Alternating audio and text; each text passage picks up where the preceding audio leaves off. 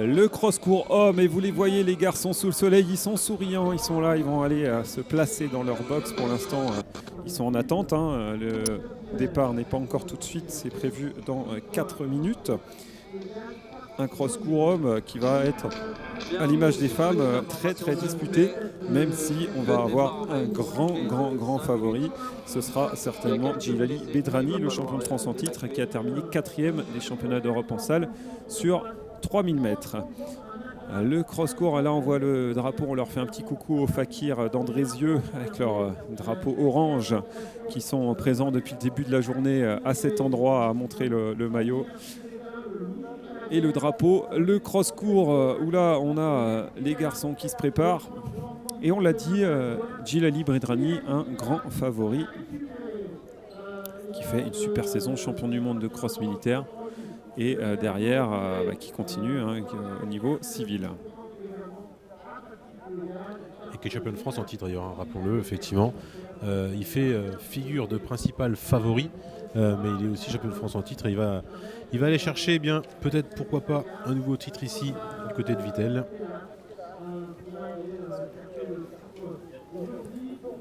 Voilà la liste des favoris, vous les voyez à l'écran, avec Maïcha Ele, l'Éthiopien, avec Luigi Lavert bien sûr, Yannick Elaf, Djilali Bedrani, Patrice Legal, Alexis Miele également du Dijon Université Club. Mais le grand favori, effectivement, Dossard 507, Djilali Bedrani du Satuc, que vous verrez dans quelques instants avec ce départ dans moins de 2 minutes maintenant.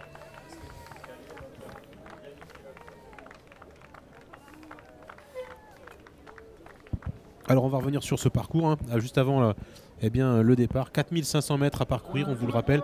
La distance identique aux femmes qui viennent d'en terminer.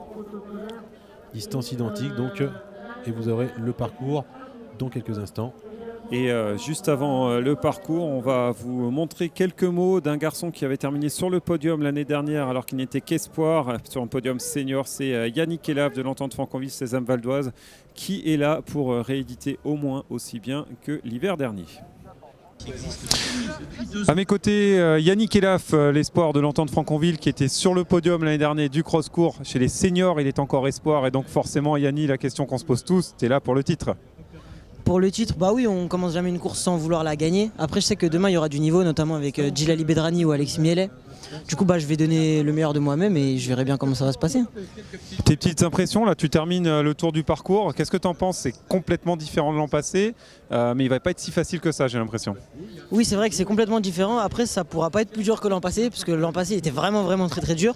J'ai su tirer mon épingle du jeu. Du coup, je vais essayer de faire pareil ici. Je vais faire du mieux que je peux, mais je verrai bien. Mais ouais, le parcours a l'air assez technique. Beaucoup de relances. Il y a des petites buttes qu'ils ont rajoutées avec beaucoup de boue dedans.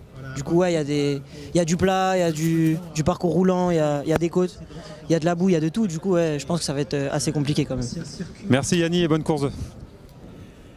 Allez, voilà, on va effectivement débuter dans quelques instants cette course et on va se retrouver aussi avec Michel Huertas. Michel Huertas, le vice-président de la Fédération française d'athlétisme et en charge du running.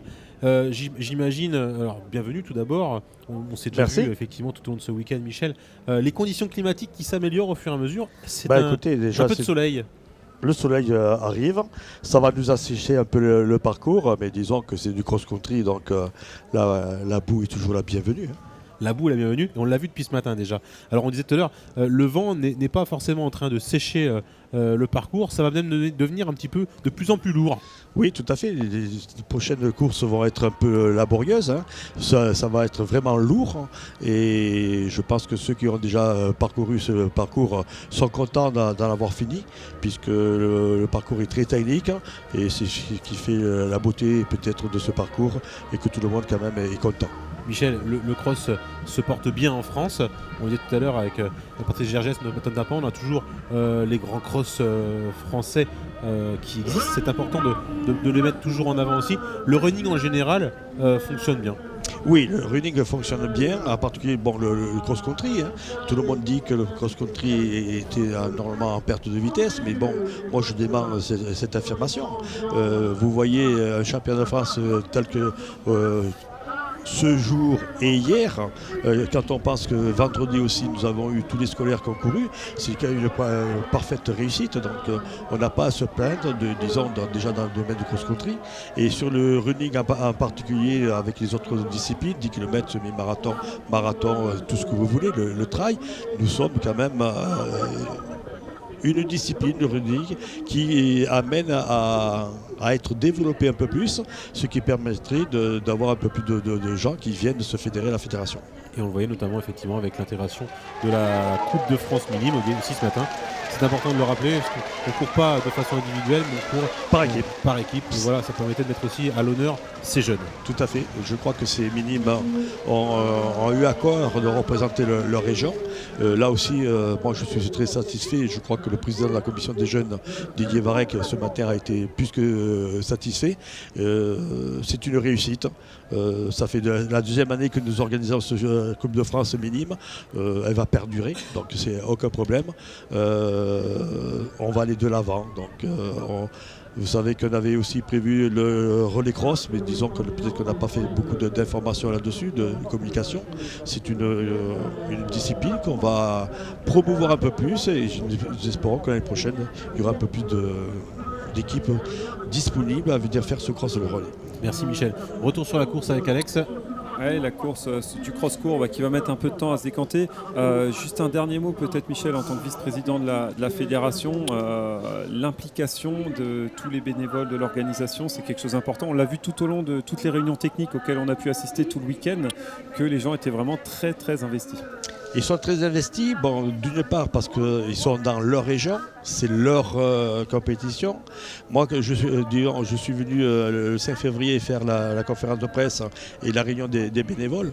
Je leur ai bien dit que c'était leur compétition, qu'il fallait qu'ils s'approprient cette compétition et le succès qu'il allait en découler. Aujourd'hui, on voit, c'est un succès. Un beau succès et en plus, le soleil est de la partie pour cette fin de journée. Le soleil est de la partie, c'est très bien. Donc, c'est pas plus mal. Le cross-court masculin, on l'a dit, un grand favori, Djilali Bedrani, et pour l'instant aux avant-postes c'est assez compliqué de déterminer qui est devant, mais ça va se décanter, mais il va falloir que ça se décante vite parce qu'il n'y a que 4500 mètres et ça va donc forcément aller très vite. Une idée du classement là au premier passage des tapis. Abderrahmane Anou en tête devant Macha Haïlé, et ça c'est des garçons qui ne jouent pas le titre. Luigi Lavert, premier français, Salim Keder, Alexandre Sadedrine, Hicham Sigeni, voilà, des garçons qu'on a l'habitude de voir et c'est pour l'instant donc Louis Gélavert, le jeune athlète du pays de Fontainebleau qui est en tête chez les Français de ce peloton.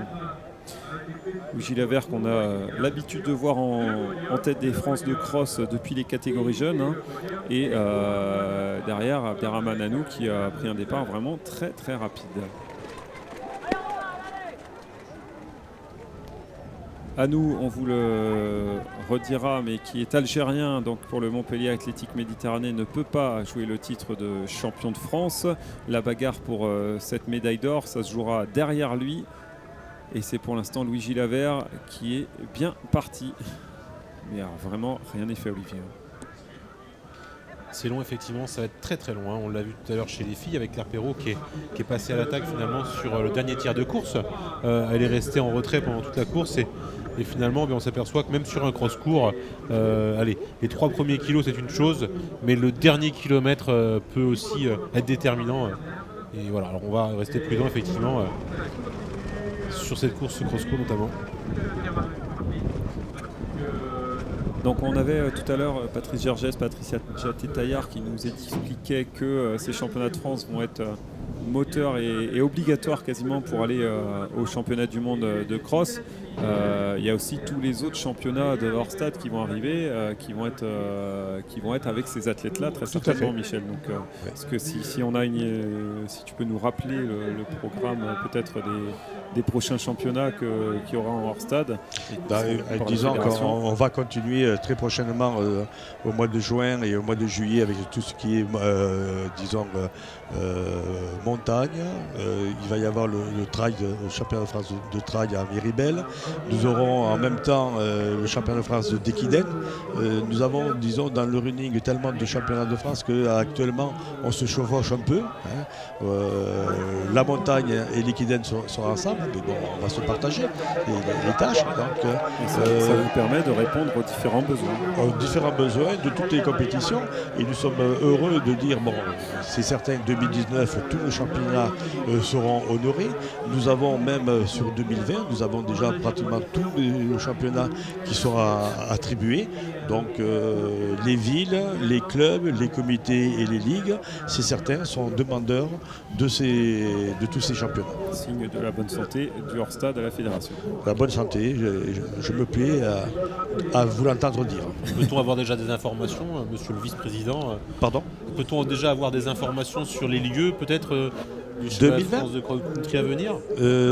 Non, parce que tant que c'est pas passé au bureau fédéral, je ne pourrais pas donc, dévoiler certaines implantations. Ça serait dommageable par rapport à tous ceux qui ont, disons, postulé. Il faut d'abord leur dire que leur candidature n'a pas été retenue pour telle chose. Mais on les invite déjà à se positionner pour 2021. Vous voyez, donc on a quand même un peu de marge et ça nous fait plaisir. Vous en êtes bien sorti, monsieur le vice-président. Hein. Merci. Allez, retour sur le terrain, sur la course. Abderrahmane Anou, toujours de Montpellierin, qui mène un train d'enfer. Et on devine, voilà, Djilali Bedrani qui pointe le bout de son nez avec son maillot violet du Satuc. Et à ses côtés, si on ne dit pas de bêtises, Alexandre Sadedine. Voilà, les deux garçons qui sont devant, eux ne peuvent pas prétendre au titre de champion de France, sont de nationalité étrangère. Et derrière, Djilali Bedrani qui attaque et qui va même aller chercher très certainement ce duo. Et la masse du peloton que vous voyez là, voilà. Les garçons de tête. Djilali Bedrani actuellement maillot violet. Les couleurs du Satuc, effectivement. Anou qui est devant. C'est Alexis Mielet du Dijon Université Club qui est avec lui. Lui qui a remporté aussi son interrégion, c'est important de le rappeler. Alexis Mielet qui fait aussi figure de principal favori. On devrait le retrouver normalement dans le top 5. Hein. Voilà, pour l'instant, il est même dans le top 2 français. Voilà, Djilali Bedrani en 3e position pour l'instant.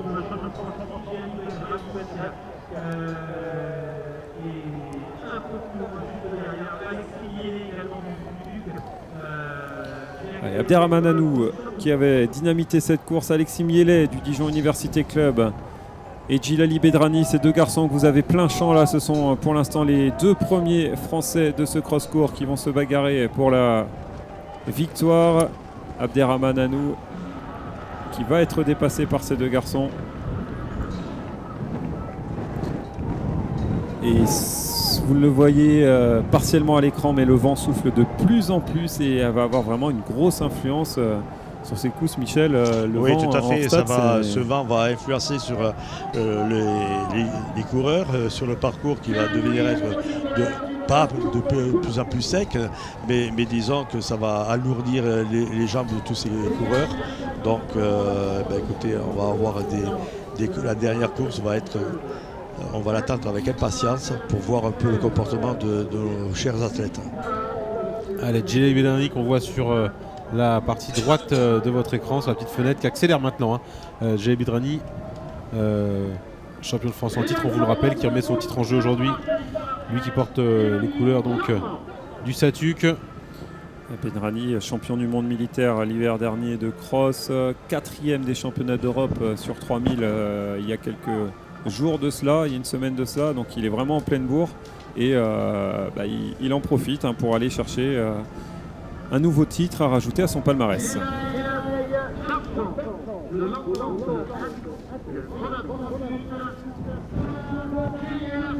Et derrière lui, Alexis Mielet qui commence un petit peu à coincer. Donc Denis Ruto, c'est le Kenyan qui est devant. Bedrani pour le Satuc, Abderrahmane Anou juste derrière lui. Et Yann Schrub, finalement, qu'on avait pris pour pour Alexis Mielet, il va nous en excuser. Patrice Le Gall, le breton, juste derrière lui, et Luigi Lavert qui était parti rapidement et qui est toujours dans le coup. Le podium du cross-court féminin avec la victoire de Claire Perrault, Johanna Geillet-Carl et Elodie Normand. Donc on les retrouve sur le podium et en parallèle, Olivier, on retrouve le peloton du cross-court. Effectivement, le peloton encore alors, qui est en train de s'égrener au fur et à mesure. On le voit maintenant avec les kilomètres. On vient de passer la 11e minute. Voilà, 11e minute de course.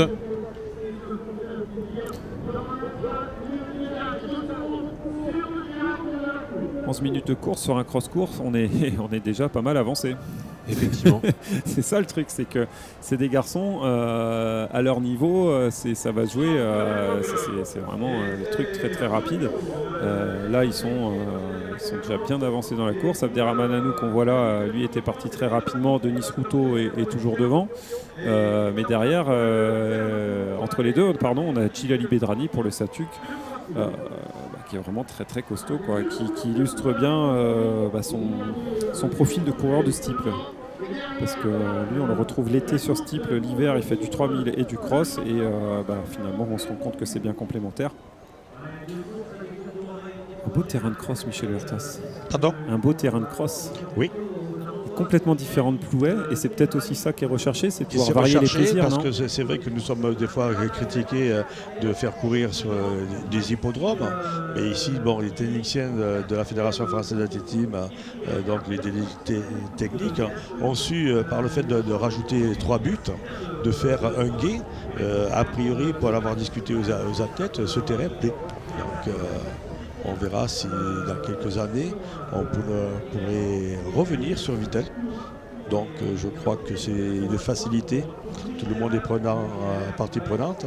La mairie n'y verrait pas trop d'inconvénients. Et par contre, je voudrais signaler le travail exceptionnel, disons, des services techniques de la mairie qui ont donné toute satisfaction aux techniciens de la fédération lorsqu'ils sont venus tracer ce parcours.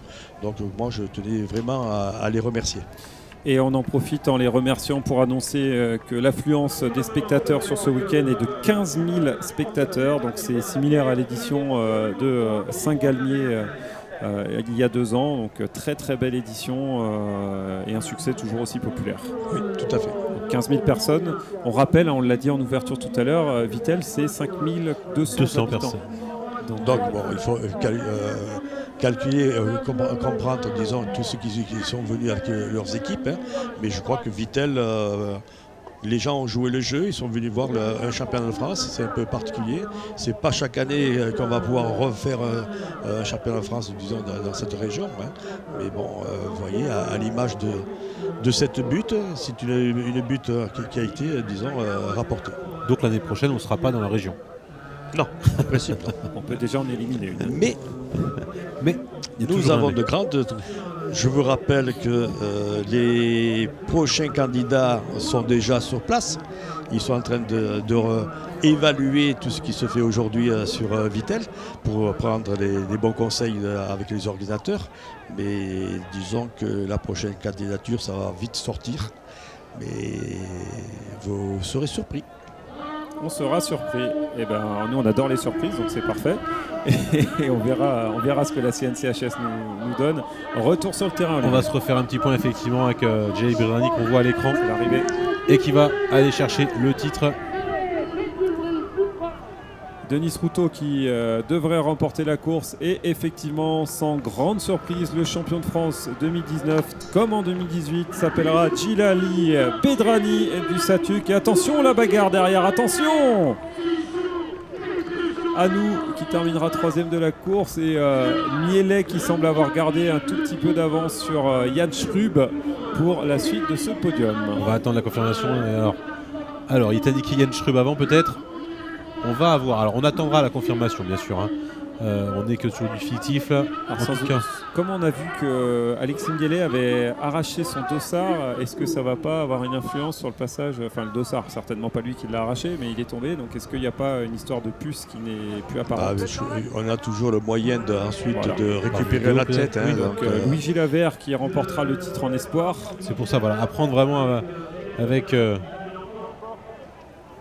avec des réserves, ce classement. ITP là, et puis derrière le pompier professionnel Jawad Abdemoula, Mehdi Frère qui est là, Cassien Herriot. Maïchaélé également, éthiopien. Et Joctor Monrosier pour compléter l'équipe du SATUC qui sera certainement bien placée sur le podium. On va continuer de dérouler cette arrivée. On va remercier Michel Huertas de sa présence parmi nous. Merci de nous avoir donné quelques informations, même s'il ne nous a pas tout lâché. Une légère information. Mais on a le président qui va arriver après, je crois, André Giraud. Donc on va lui dire que vous avez dira pas plus. On va lui dire que vous avez tout dit. Et qu'il n'a plus qu'à confirmer. Ok, il n'y aura plus qu'à confirmer ce que je n'ai pas dit. Merci Michel, en tout cas, Michel Huertas, un grand plaisir de t'avoir avec nous. Très bonne fin de championnat. Et bonne continuation pour le running. Oui. Avec plaisir. Voilà, on continue de voir ce bel hippodrome de Vittel, l'arrivée de ces championnats de France de cross-court. Tous les athlètes, vous voyez, la densité d'un championnat de France de cross-court, c'est assez impressionnant, passer les 15-20 premiers. Et tous ces garçons que vous voyez arriver là sont des garçons vraiment de très très bon niveau en course à pied. On voit Louis Gilavert avec son petit tour de cou là, du pays de Fontainebleau.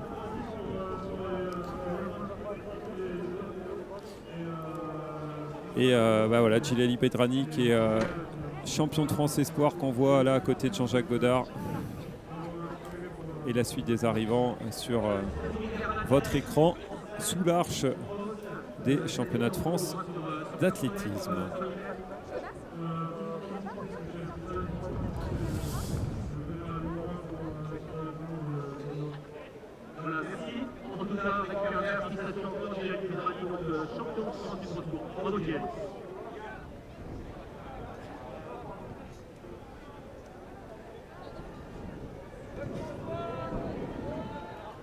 Allez, on continue de voir ces athlètes qui défilent sur la ligne d'arrivée. On vous rappelle que vous êtes, si vous n'êtes pas avec nous depuis le début de la journée, depuis 9h du matin, nous sommes en direct sur la chaîne YouTube de la Fédération française d'athlétisme qui vous permet de suivre ces championnats de France de cross. Un hashtag CFCross si vous souhaitez communiquer entre vous.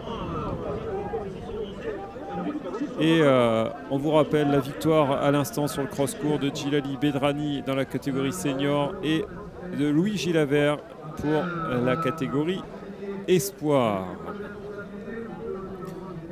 La prochaine course sera dans quelques minutes, le cross long féminin avec un départ prévu à 14h30. Dans 11 minutes, effectivement, on aura le temps de vous présenter ce cross long féminin élite.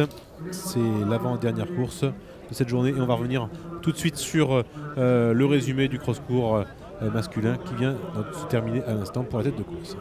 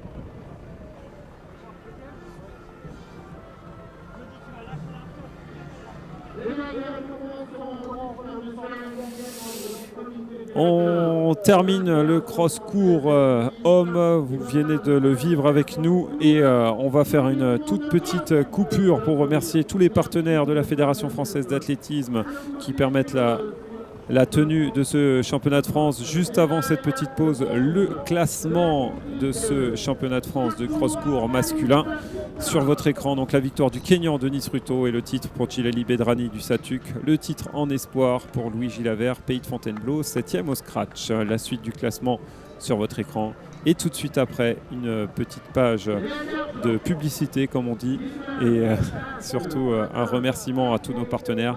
Et on se retrouvera quelques instants après pour la présentation des 2 dernières courses de la journée, cross long féminin, cross long masculin.